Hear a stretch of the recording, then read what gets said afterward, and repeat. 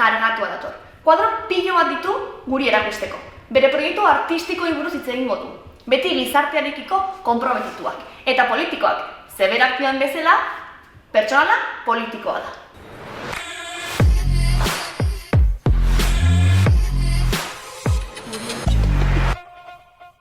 Bueno, Alan, ongi etorri? Eskerrik asko. Zer modu zaude? Ondo pixkat urduritua. Normal. Baina gogoz, zurekin hitz egiteko. Eta nola aurkezten duzu zure burua edo nolakoa zara? Vale. Bueno, hemen ikusten duzuen bezala, pues, pertsona nahiko koloretsua naiz, nahiko originala esan daiteke baita ere. Urduria eta lasaia aldi berean, eta sortzailea naiz. Bai. Sormena lantzea ez eta... Bai, sormenarekin asko nabil eta batez ere gai berdin bat, hainbat ikuspuntu ezberdinetik lantzea eta baita ere metodo eta artelan ezberdinak erabili gai baten inguruan lan egiteko. Eta ze gaiei buruz hitz egiten duzu edo sortzen duzu normalean?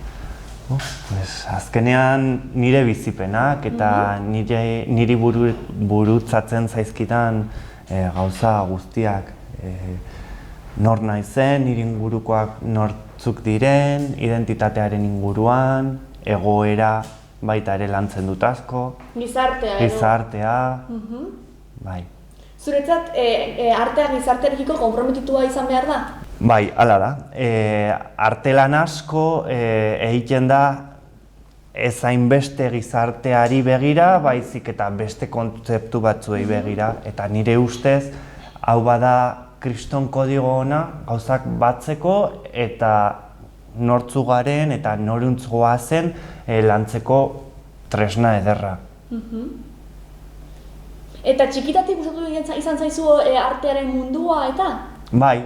Nire lehendabiziko oroitzapenak dira jende gehiagorekin, familiarekin marrazten edo gauza konstruitzen, margotzen, musika entzuten, beti, bai. Eta gainera ni sinestesikoa naiz eta orduan soinuak eta koloreak modu berdinean edo kodigo berdinean ulertzen ditut, orduan baita ere hori, artea baita ere da musika, baita ere da gizartea, azkenean bada mundua ulertzeko eta mundua eraikitzeko gailu, instrumentu bat edo modu bat.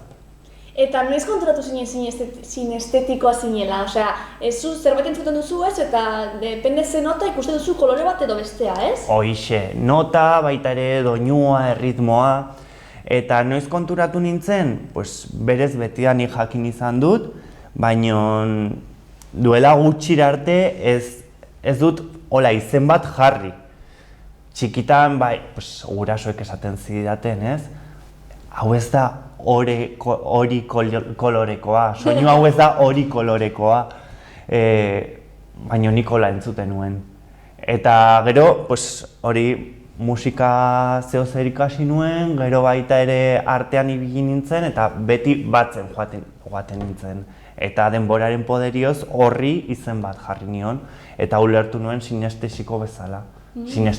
Sinestesiko anintzela ulertu nuen eta horri izen bat jarrita gero, bai, hoixe. Eta adibidez, marrazten duzunean, entzuten duzu musika pixkate... Normalean alderantziz da, niri gertatzen zaidana da doinu bat entzuten dudala eta doinu hori kolore batean ikusten dudala. Eta adibidez musika bada azkenean kuadro bat bezala. Kolore batekin hasten da, beste kolore batzura joeten da eta beste kolore batekin amaitzen du. Eta adibidez nire ahotsa, oraintxe bertan entzuten ari zaren ahotsa, zuretzat kolore bat du? Bai, kolore bat du eta askotan baita ere pertsonen ahotsa edo pertsona baten ideia kolore batean etortzen zait burura. Adibidez, zure ahotsa badauka kolore berde oliba bat. Ah, que guai! Bai, politia da kolorea. Bai? Ahotsa baita ere. Eta gaztetan eta nolakoa zinen? Errebeldea, lasaia, esan duzu lasaia eta urduria zarela? Bai, a ber, Ni nire ustez izaeraz betidanik nahiko errebeldea izan naiz. Ze zentzutan? Zentzutan, pues, beti galdetu izan dut nire buruari ondo zegoen zerbait edo gaizki zegoen, baina ez gizarteak esaten zigunen moduan, baizik eta guk guretzako ea ondo zegoen, zer zegoen ongi eta zeren atzetik dagoen ongi zerbait, ez? Horren inguruan, eta bai, gaztetan oso errebelde izan nintzen, eta nire ustez baita ere errebelde jarraitzen izaten dut, baina beste modu batez. Azkenean ni errebelde jarraitzen dut izaten, baina beste modu batzuk badaukagu errebeldia hori aurrera eramateko beste tresna batzuk eta beste momentu batzutan. Alegia, 18 urterekin modu batez konportatuko zea, mundu bat ezagutzen duzu, eta ja 29 urterekin mundua beste modu batez ulertzen duzu, eta beste tresna batzuk dituzu mundu hori galderak egiteko eta erantzuna jasotzeko. Pixka bat zalantzan jartzeko, ez? Hoixe, eta zure modeloa baita ere, edo zure moduak aurkezteko eta aurkitzeko. Eta zer da arteak eman dizun gauzarik onena edo txarrena? A ber, gauzarik onena, gauza hon asko eman dizkit, alegia. Niretzako artea edo artea adierazmena behar bat da. Agian ezin dut hontan lan egin edo ezin dut eremu guztietara eraman, baina niretzako behar bat da. Orduan, eman dizkidan momentuak, ia guztiak politak izan dira. Eta gogorrak baita ere. Eta agian momentu txarrak ez dira txarrak berez, baizik eta barnera asko begiratzea. Azkenengo proiektua potenteena izan zen emakume trans gizonezko gartzeletan egindako lana. Emakume horiek zeudenak gizonezko gartzeletan egiten zuten obra? Ez, haiekin hitz egiten genuen. Bale, eta haietan inspiratuta edo? Inspiratuta eta arte moduan aurkeztutako lana zen. Azkenean beraien ahotsa entzuten zen, baina guk pixkat polita jartzen genuen jendea erakartzeko eta emakume horien bizipenak entzuteko. Interesgarria. Eta orduan askotan lantzen ditu gai asko, gai gogor asko, eta hori agian gogorrena da, baina baita ere politena aldi berean. Ez hitzen zaizuena edo ez hitzen zaituna. Zenolako egoerak edo zenolako bizipenak salatzen zituzten emakume hauek? Edo kontatzen zituzten emakume hauek? Eske bizipen oso ezberdinak ziren bakoitza... batetik bestera, ez? Bai, bakoitza bere momentuan sartu zen gartzelan. Orduan, bakoitza bizipen ezberdin bat izan du. Baina batez ere da kaleratzea edo ulertzea guztiak ez gaudela leku berdinean, guztientzako legeak ez direla berdin ezarriak, ez daudela berdin eginak, eta generoaren inguruan badaude batzuk oso gaizki daudenak eta beste batzuk gainetik daudenak. Orduan, hortan eragin behar dugu gizarte moduan. Zure artea beti da politikoa? Guztia politikoa da beti. Bueno, noski ez. Bai, hori kontzeptu interesgarria da baita ere, pertsonala politikoa dela, ez? Bai. Baina beti zuretzat badauka beti helburu politiko bat edo helburu... Bai. Bai. Bai, gehienetan bai. Baita ere askotan marrazteko agian ez da artea, baina marrazteko erabiltzen dut hori, hainbat elementu, eta azkenean ez dira politikoak, baina segun eta nola aurkezten dituzun, baita ere elementu politiko bat izan daiteke, eta batez ere nire obra guztiak politikoak dira, zeren nire bizipenak dira edo nire inguruko bizipenen inguruan hitz egiten dute, eta bai politikoa da.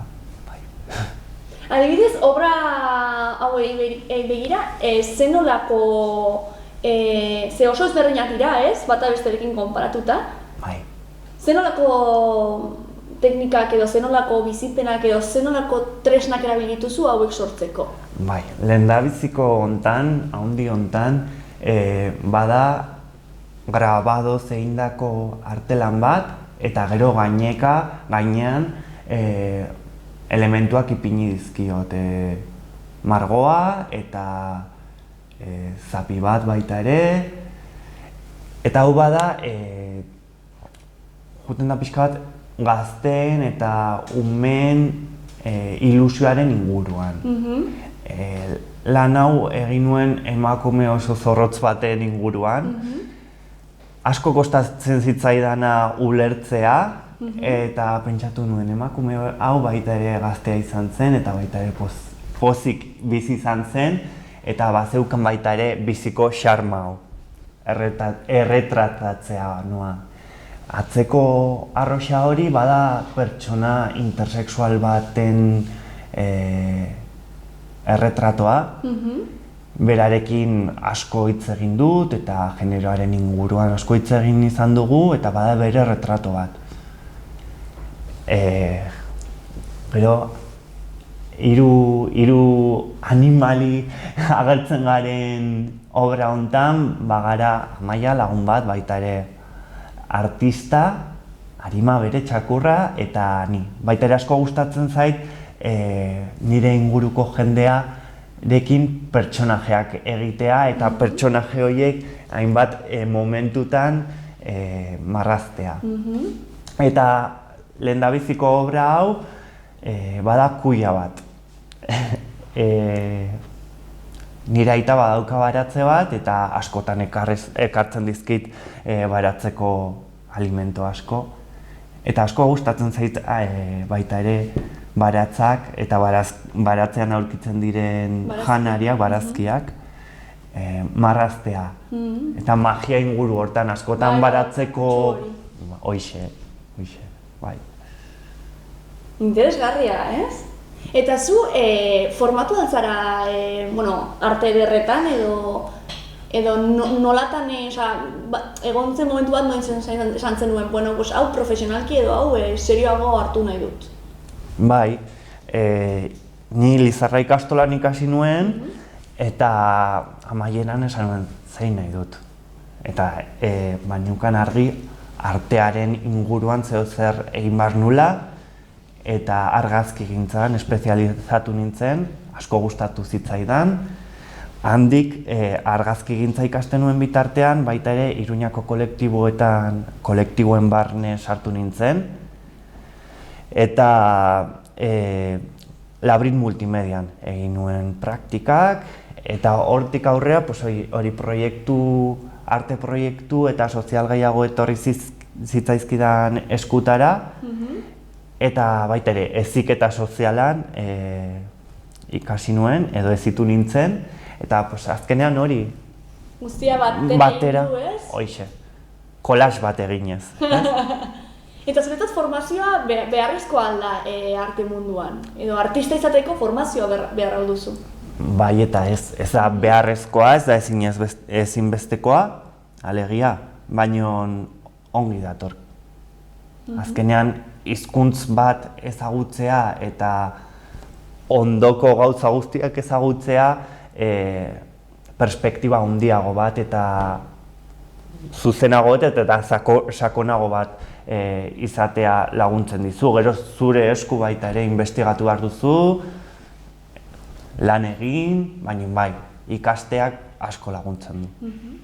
Eta zure arteaz bizi altzara? Profesionalki bizi altzara zure arteaz edo beste gauza batzuekin konpentsatu behar duzu? Bueno, nik 16 urte bete nituenean, Gustavo Emaiztu Museoan hasi nintzen lanean, eta hortik aurrera beti lan egin izan dut, ikasi eta lan egin aldi berean. Eta askotan artearekin zerikusirik ez daukaten gauzekin lan egin dut, eta gero baita ere proiektu konkreto batzuetan. Iaz adibidez, Mas Marcosen egon nintzen lanean, arte irakasle bezala, eta oso gustora egon nintzen. Orduan, batzuetan bai, beste batzuetan ez. Pena bat da, baita ere, formatua gauden pertsonek eta interesa daukagun pertsonek, ezin dugula honen inguruan bizi beti, baina bueno, hortan saiatzen ari gara baita ere leku bat aurkitzen. Zer nolako aldaketak egin barko lirateke hau beste modu batez ezakit, bai, beste modu batez lan egiteko artearen munduan edo... Lan izugarria da, alde batetik artistak beren buruak baita ere baloratzea eta diseinu moduko bat eraikitzea, nahasketa bat egotea. Nire ustez baita ere artea eta heziketa bi aldetatik edo bi eremu dira edo bi eremu daude eta ez daude nahasiak, hori nahastu behar da. Baita ere herriak eta auzoak leku gehiago izaten edo leku gehiago uzten artistei eta hezitzaileei kulturan lan egiteko eta auzokoekin lan egiteko. Azkenean beharrezkoa da eta batez ere olako egoeran edo bizigaren egoeran behar duguna da filosofoak, artistak eta hezitzaileak. Orduan, ez dakit nola, baina importantzia eman da jende honi eta lekua utziz jende honi. Espazioa. Espazioa. Bai. Eta badaukazu orain proiekturen bat hor esku artean edo? Bai, hortan nabil beti gauzak egiten eta aurten zeineko ekitzaile edo enprendedoren programa batean sartu naiz, murgildu naiz, eta banabil artea, heziketa eta baloren inguruko zerbitzu berezi bat prestatzen. Abenduaren 18an aurkeztu izan genuen Nafarroko gobernuan eta hemendik aurrera bidea pixkat prestatzen. Eta zertan datza, kontatu aldi guzu pixka bat? Pixka bat gainetikan kontatuko dizuet, pasatuko dizuet baita ere bertan zerbitzua ikusteko webgunea, linka, eta badira hainbat kutxa tematikoak, eta material fisiko batekin, eta beste material batekin bideoak direnak eta testuak. Hainbat artelan eraikitzeko. Eta kutxa bakoitza badauka gai ezberdinak, eta hori, baloretan, balorekin lan hori oinarritua. Bai, bixe.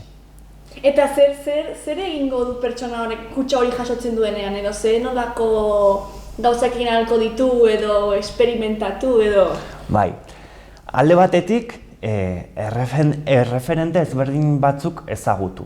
Zeren lan obrak edo egiten diren artelan asko badaude enmarkatuak kontestu nahiko normatibo batean. Orduan, ni hainbat erreferente bilatu ditut, gero baita ere teknika ezberdinak gai baten inguruan artean eta marrazkilaritzan eraikitzeko obra bat eta azkenean proiektu final bat dago. Bakoitza, gai bakoitza edo kutxa bakoitza gai baten inguruan joango da eta baita ere proiektu final bat izango du. Eta zu aukeratzen zu nahi duzun gaia edo? Hoixe, hasieran lau kutxekin edo lau gaiekin hasiko gara. Bat, lehendabizikoa pertsonai antiheroikoen inguruko kutxa, bigarrengo bat bada obra erotiko bat eraikitzeko kutxa, beste bat sinestesia, musika eta kolorearen inguruan, eta azkenengo bat collage eta fanzinearen inguruko kutxa. Azkenean zuk kutxa horrekin lortzen duzu fanzine bat egitea. Ze interesgarria. Bai. Eta adibidez, zuetza garrantzitsua artea eta gizarteak ezarritako arauak artearekin apurtu baldira edo? Bai, nire ustez baiet. Alde batetik aukera ederra delako beste mundu batzuk sortzeko eta bestalde baita ere mundu horien bitartez galdera asko aldiogu gizarteari edo jendeari egin. hoixe. Galdetu. Orduan, bada baita ere, kriston erramienta, espazio berri bat sortzeko. Interesgarria. Nola ikusten duzu Iruña artearen munduan? Ez, orain zeinekin, eta bueno, ireki dira espazio hola ezberdinago batzuk, ez? Faktoria, beste neska batek etorri zen dantzaria, Faktoria Choreographic Center ireki dutela, eta bueno, espazio berri interesgarri batzuk, ez? Nola ikusten duzu orain egoera? Ongi eta gaizki.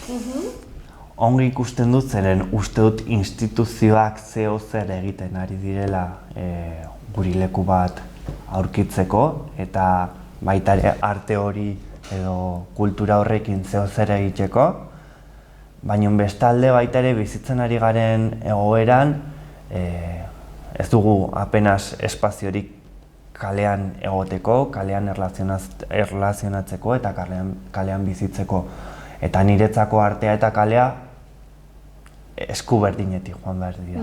Ero alde beretik joan behar dira. Orduan, derrigorrezkoa da baita ere espazioa aurkitzea kalean eta baita ere instituzioak artea erabiltzea eta kulturarekin bat joatea.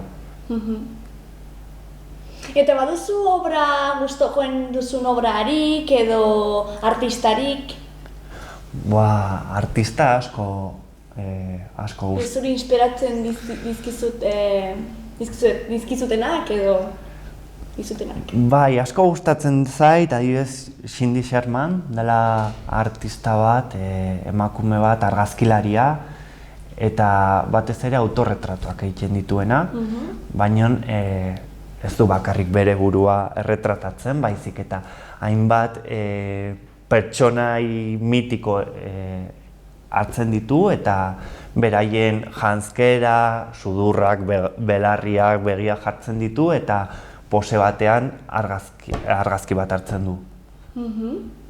Eta oso interesgarria iruditzen zaiz, zeren baita ere kritika egiten du.